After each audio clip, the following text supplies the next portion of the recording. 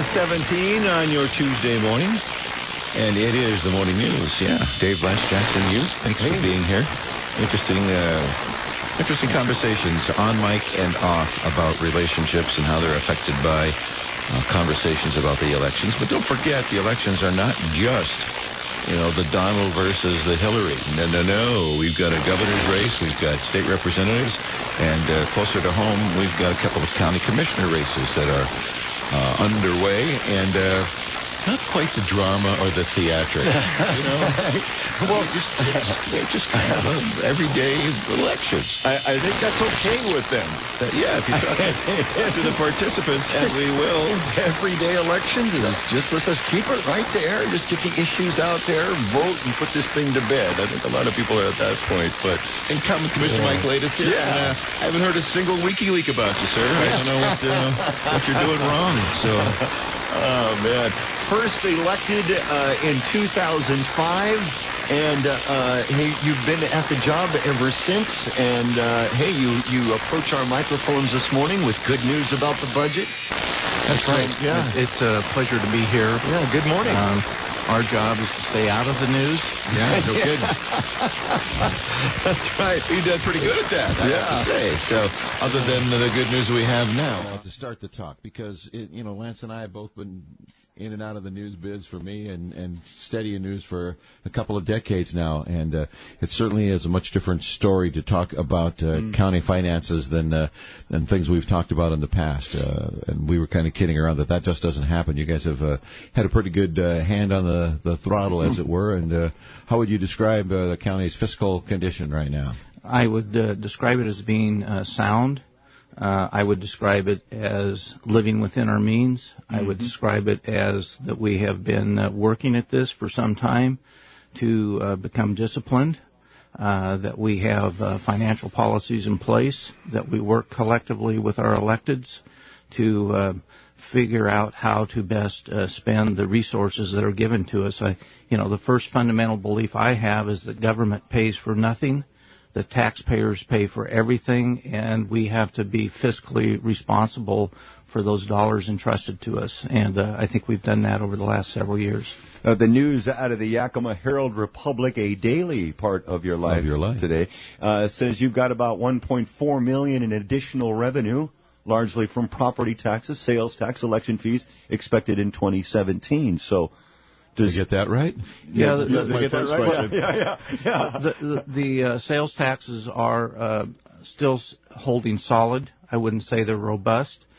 We have a property tax increase of 1% per year, but we do have new construction and new properties that are coming on the tax rolls. So all of that adds up to, the increases that we have to then distribute among our other elected departments, and for labor costs, which are the biggest cost factor. And we have been disciplined, and I think we've received a good response from the employees of Yakima County. These have been challenging times, not only for county government, but for the employees that work for the county, and we respect that and try to do our best and to provide them the resources that we have and be disciplined with those resources. How big a workforce does the county have? How many total employees do we?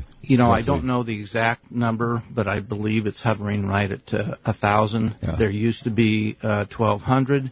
But we was reaching 1,200. But as you know, when we had to reposition the jail, when we lost those bed rental contracts, when that jail issue became a debacle, we had to take drastic actions.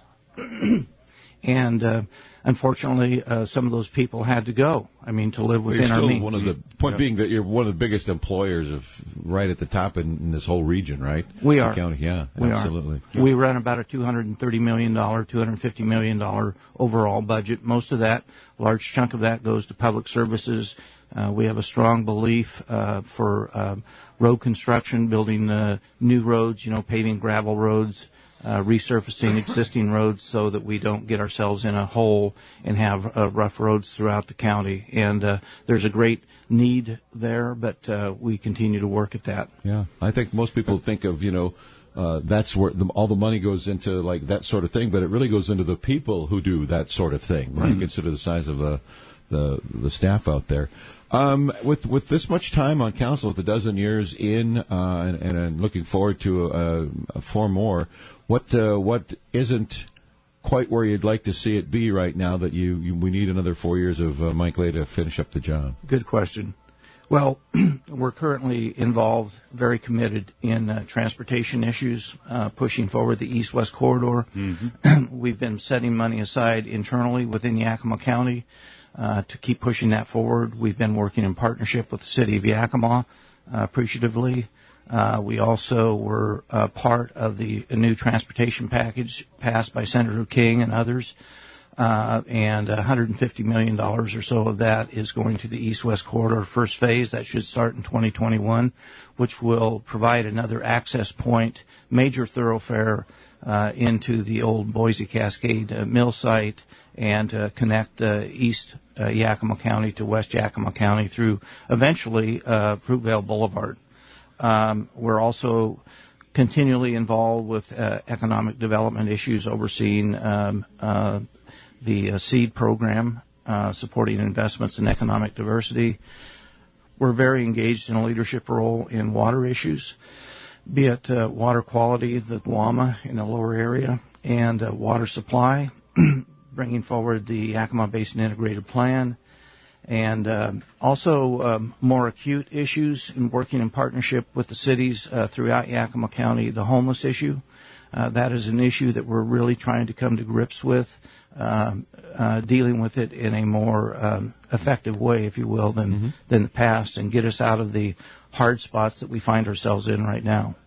I guess you kind of, in a sense, just answered my next question, and it kind of goes along with what's going on in the election these days. This kind of, throw the bums out, the establishment, throw the, go with the new guy kind of thing, the whole thing. How do you react to that? I mean, obviously you have a job to do and you have some goals that you want to do in the next 4 years, but are you getting any of that? Are you sensing that here in Yakima, or maybe not? Well, time will tell when November 8th comes along. Right. Yeah. But I'm a businessman. And I was in business for over 30 years with 2 different businesses during that time span. I always wanted to keep people that were productive, people that could produce, people that could get the job done. And I saw little reason just to throw them out because, well, you know what? You've worked here 5 years. I mean, if I said that to you two, you wouldn't be here. Probably shouldn't. So, we won't go there. But using that just, and the other thing is that there's this argument, well, we should have term limits. Well, really, I believe that authority belongs in the hands of the voters. If the voters want to remove somebody, they should have that authority. It shouldn't be a bureaucratic rule that just says, when you get to that point in time, you're out. I mean, okay, so everyone says 8 years, but maybe someone says 4 years. Is that a good thing? I mean, I have to tell you, even with my experience, I was on a learning curve. And the new commissioner will be on a learning curve.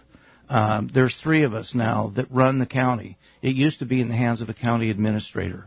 I believe those final decisions belong in the hands of the voters. Elected people. Elected people.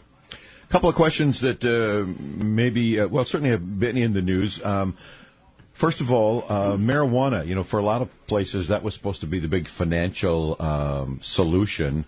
Where's the county at with that now? And I know that there was some talk about places that were, doing unauthorized business, and we were going to be looking at that. So give us the overview on the county's position right now in marijuana.